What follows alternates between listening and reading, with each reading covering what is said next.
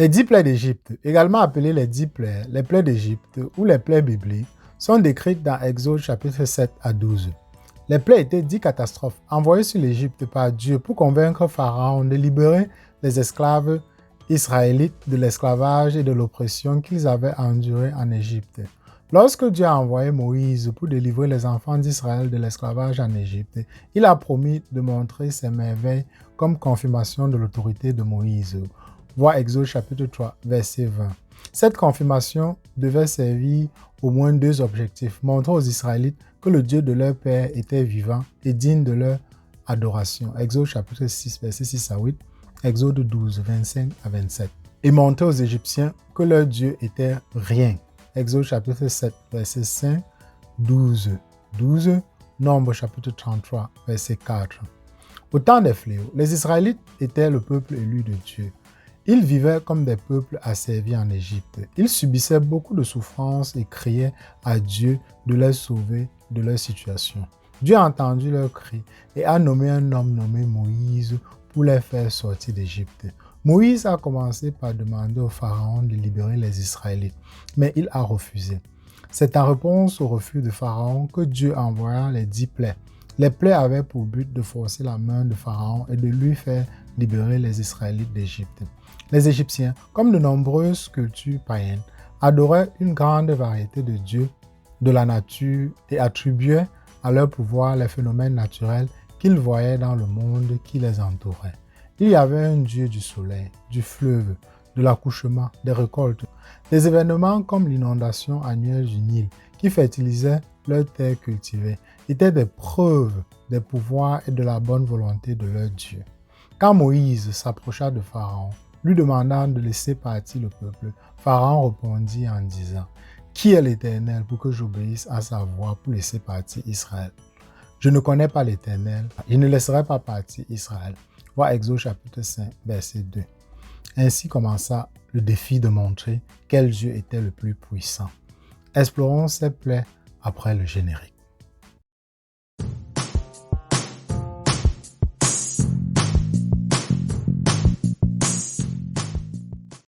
La première plaie était la transformation de l'eau du Nil en sang. Dans Exode chapitre 7, verset 17 à 18, la Bible dit « Ainsi parle l'Éternel. À ceci, vous connaîtrez que je suis l'Éternel.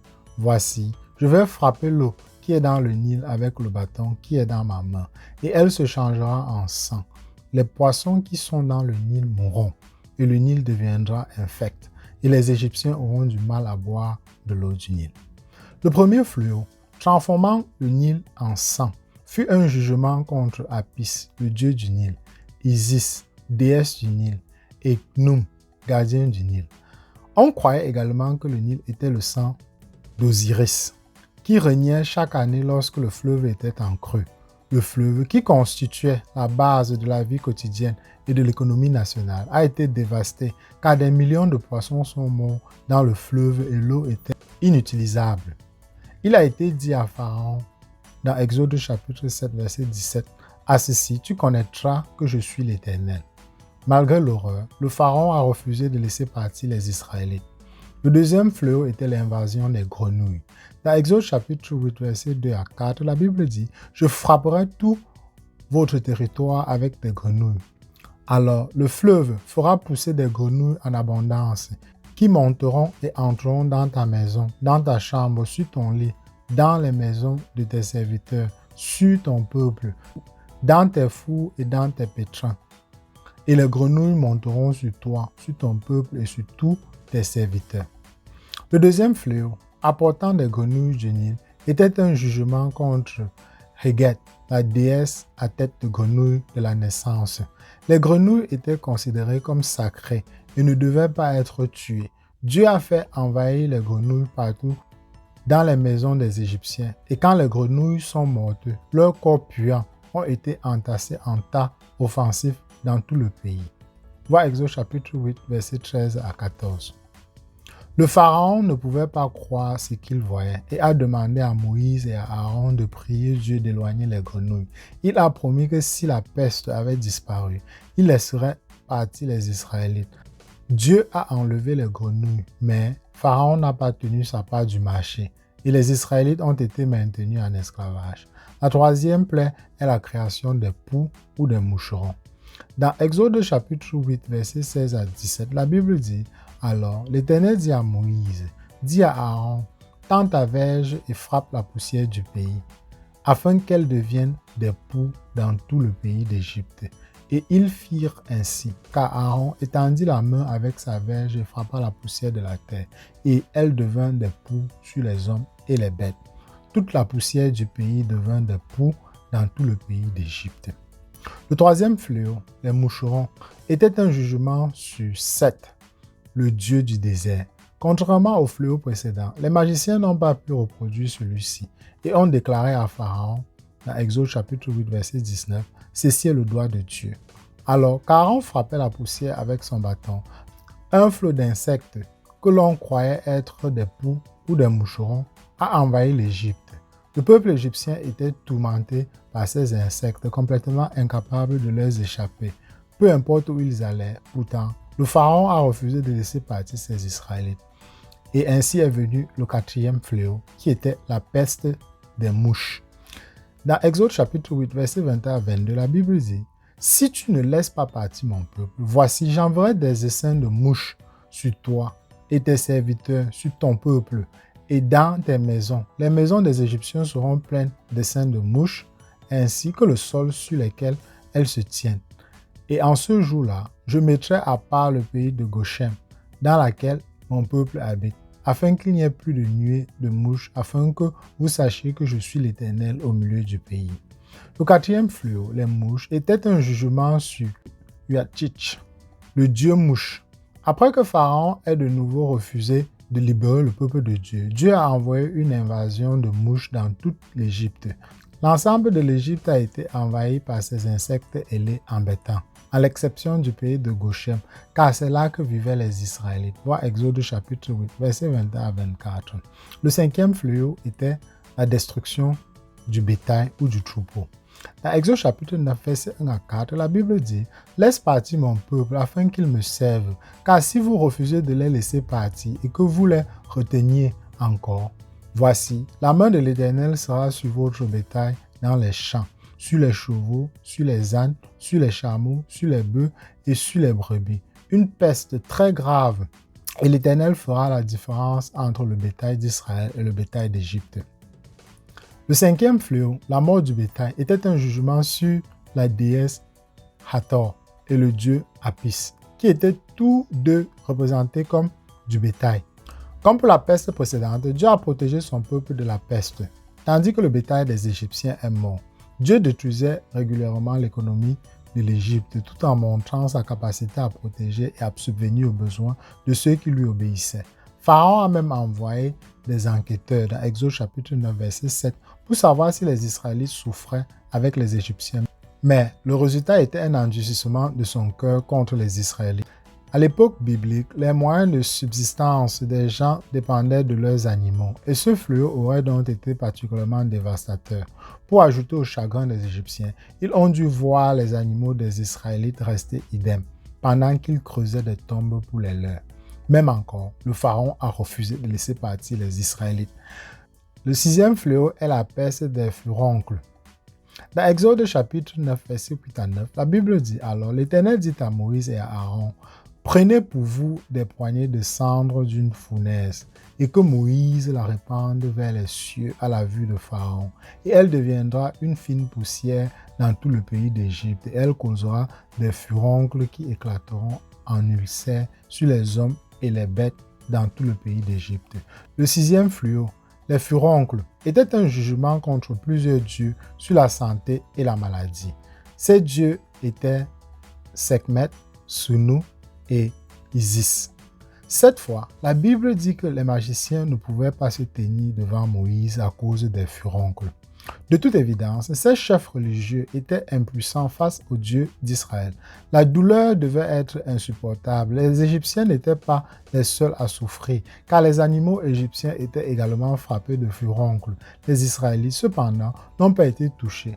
Avant que Dieu n'envoie les 3 derniers fléaux, Pharaon a reçu un message spécial de Dieu. Ces fléaux seraient plus graves que les autres et ils avaient pour but de convaincre Pharaon et tout le peuple. Dans Exode chapitre 9, verset 14, la Bible dit qu'il n'y ait personne comme moi sur toute la terre.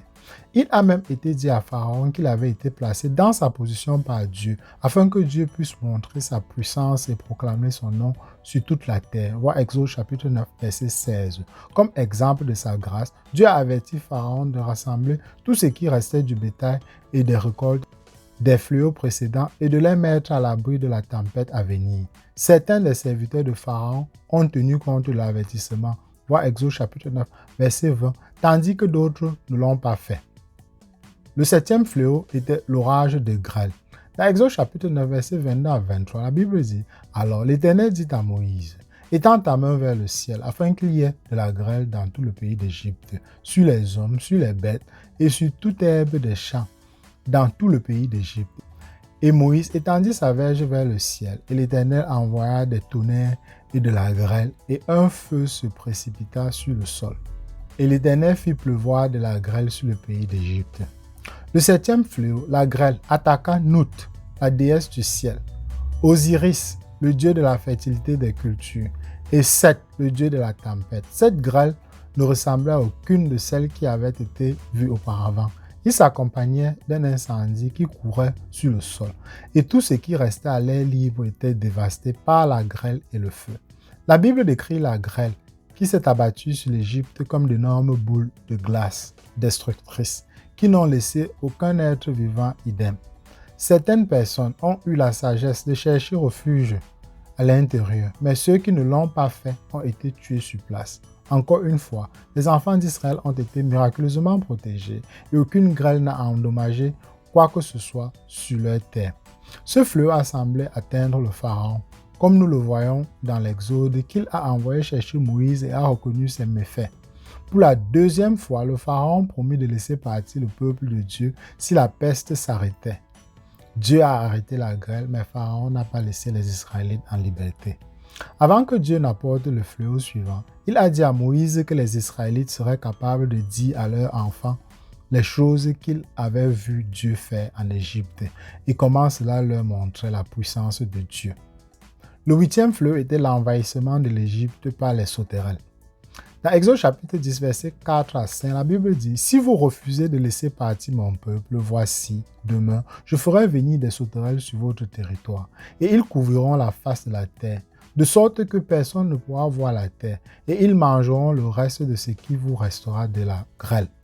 Et ils mangeront tout arbre qui poussera pour vous hors des champs. » Moïse et Aaron ont rencontré le Pharaon pour négocier la liberté des Israélites, mais le Pharaon n'a pas bougé. Moïse a averti que les souffrances encore plus grandes tomberaient sur l'Égypte s'il continuait à désobéir à Dieu. Mais son avertissement est tombé dans l'oreille d'un sourd. Une fois que Moïse a quitté le palais du Pharaon, il a levé les bras vers le ciel et un vent d'Orient a amené une nuée de sauterelles en Égypte. On dit que le volume de sauterelles était si important que le soleil était complètement bloqué. Les insectes ont tracé un chemin de destruction à travers le pays. Le huitième fléau, les sauterelles, s'est à nouveau concentré sur Nut, Osiris et Seth. Les dernières récoltes, blé et seigle, qui avaient survécu à la grêle, étaient maintenant dévorées par des essaims de sauterelles. Il n'y aurait pas de récolte en Égypte cette année-là. Encore une fois, Pharaon a supplié Moïse et Aaron de prier pour la fin de la peste. Moïse a accepté et Dieu a envoyé un vent de l'ouest pour chasser les sauterelles. Cependant, le cœur de Pharaon s'endurcit à nouveau et il refusa de laisser partir les Israéliens. Le neuvième fléau était les ténèbres qui ont couvert toute l'Égypte, excepté la zone de Goshen.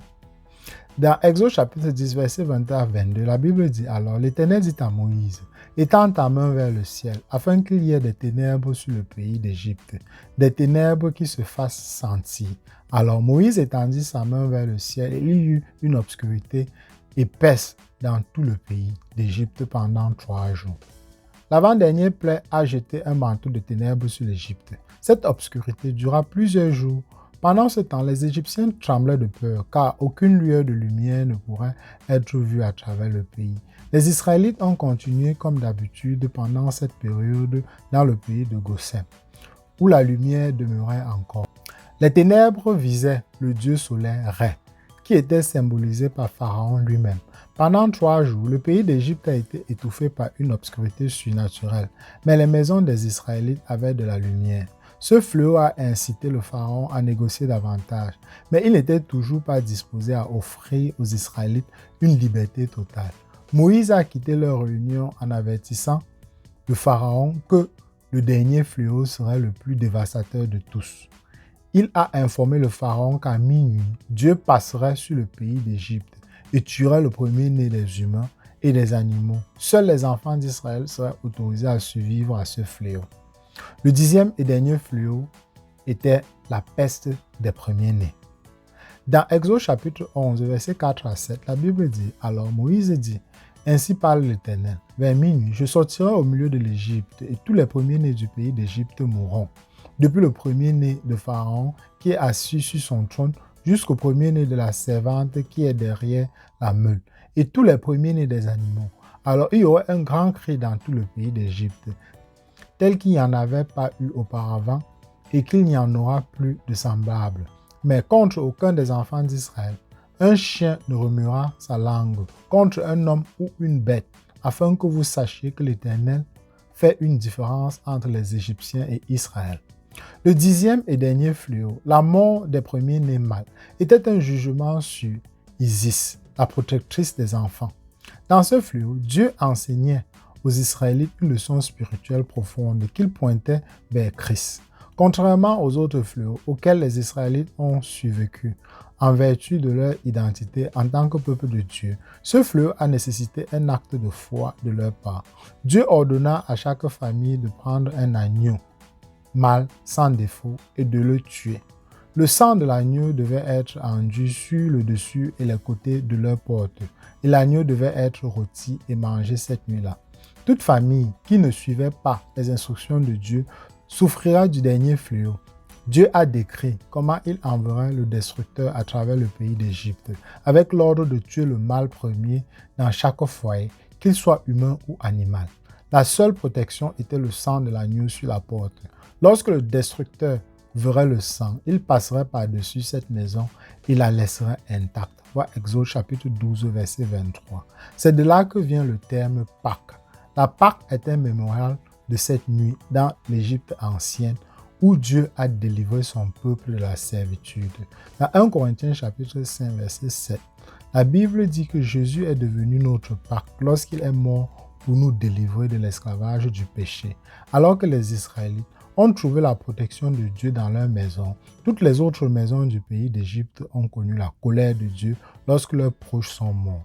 Cet événement douloureux a finalement poussé Pharaon à libérer les Israélites. Pharaon envoya chercher Moïse et Aaron cette nuit-là et dit aux Israélites qu'ils étaient libres de quitter Israël et de prendre la colère de Dieu avec eux. Les Israélites s'étaient préparés à leur sortie rapide et ils se sont immédiatement embarqués dans un exode hors de l'Égypte. Au moment où les Israélites ont quitté l'Égypte, ils avaient une image claire de la puissance de Dieu, de la protection de Dieu et du plan de Dieu pour eux. Pour ceux qui étaient disposés à croire, ils avaient des preuves convaincantes qu'ils servaient le Dieu vrai et vivant. Malheureusement, beaucoup ne croyaient toujours pas, ce qui a conduit à d'autres épreuves et leçons de Dieu. Le résultat pour les Égyptiens et les autres peuples anciens de la région était une crainte du Dieu d'Israël. Même après la 10e plaie, Pharaon endurcit à nouveau son cœur et envoya ses chars après les Israélites. Lorsque Dieu a ouvert un chemin à travers la mer Rouge pour les Israélites, puis il a noyé toutes les armées de Pharaon, la puissance de l'Égypte a été écrasée et la crainte de Dieu s'est répandue dans toutes les nations environnantes. Voir Josué chapitre 2, versets 9 à 11. C'était le but même que Dieu avait déclaré au début. Nous pouvons encore regarder en arrière sur ces événements aujourd'hui pour confirmer notre foi et notre crainte de ce Dieu vrai et vivant, le juge de toute la terre. Eh bien, nous arrivons au terme de cette capsule.